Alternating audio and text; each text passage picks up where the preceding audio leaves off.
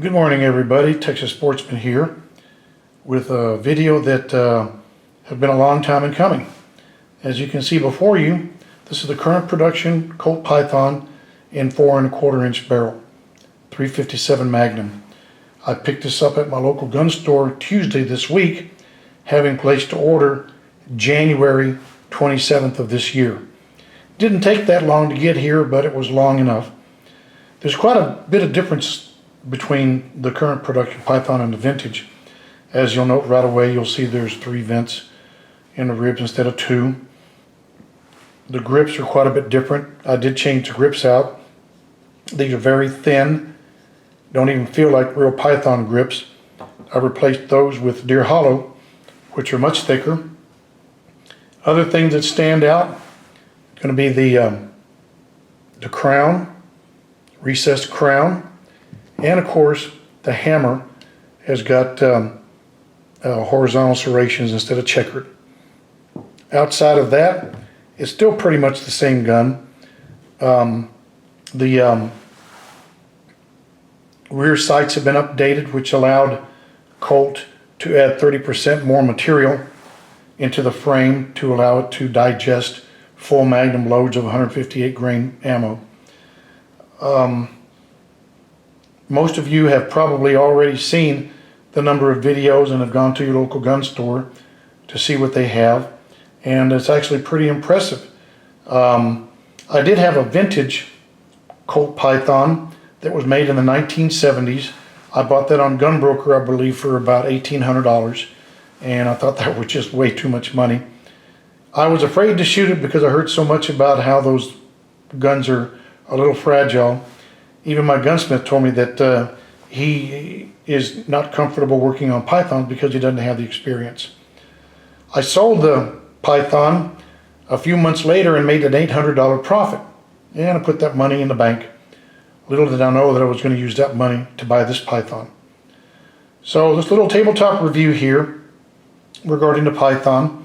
One of the things I found out is the HKS speed loaders that are made for the Smith & Wesson 586 will work on the Python. So no need to spend additional money on speed loaders. What I am having a hard time trying to find is a good leather outside the waistband holster.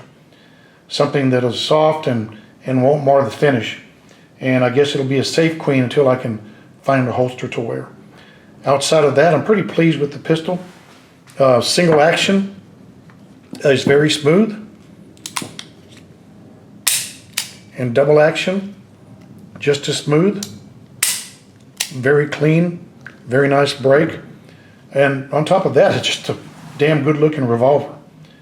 Not much else to say about it that people haven't already said about their Colt Python, either one that they own or one that they were loaned by Colt to do the reviews.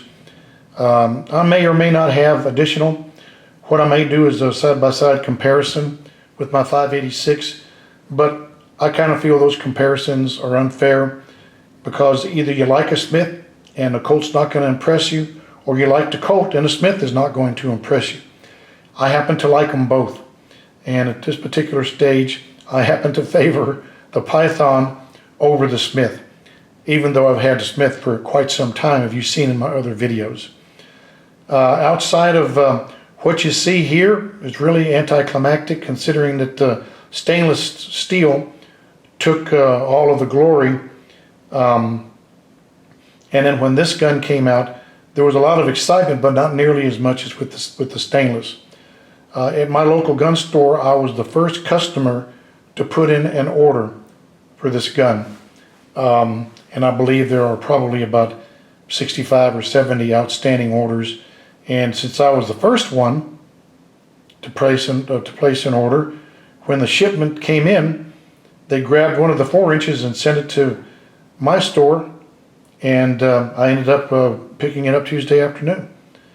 So you may have having to do that, or you can go to a gunbroker and take your chances on buying a current production Python, a few $100s, $1,000 over suggested retail.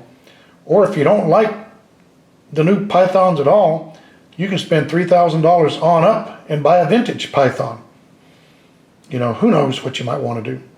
But if you're on the fence about buying one, you go ahead and get it. There's a lot of things you want to regret in life, but the one thing you don't want to regret is missing the opportunity to buy a current production Python when you had the chance. This is Texas Sportsman, and that's all I have for today. Thank you.